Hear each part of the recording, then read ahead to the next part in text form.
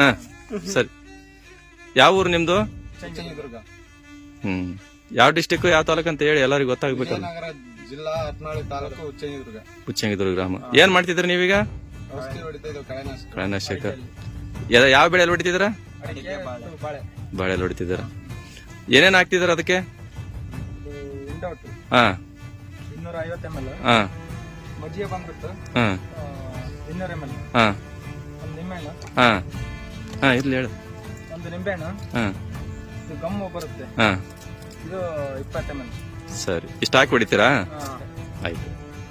ಎಲ್ಲ ನನ್ನ ರೈತ ಬಾಂಧವರಿಗೆ ನಮಸ್ಕಾರ. ನಾನು ನಿಮ್ಮ ಪ್ರೀತಿಯ ಬಾಲಾಜಿ ವಿಷ್ಣು.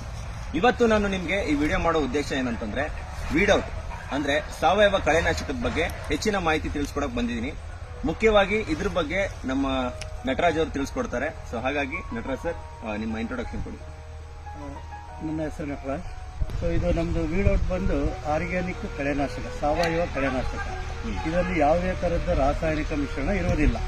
ಇದೇನಿದ್ರು ಪ್ಯೂರ್ಲಿ ಆರ್ಗ್ಯಾನಿಕ್, ಆಮೇಲೆ ಗೋಮೂತ್ರದಿಂದ ಮಾಡಿರ್ತಾರೆ.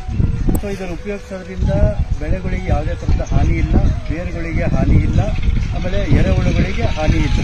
ಅದು ಮಣ್ಣಿನ ಫಲ, ಇದನ್ನು ರೆಗ್ಯುಲರ್ ಯೂಸ್ ಮಾಡ್ತಾ ಇದ್ರೆ ಮಣ್ಣಿನ ಫಲವತ್ತತೆ ಹೆಚ್ಚಾಗುತ್ತೆ ಸರ್.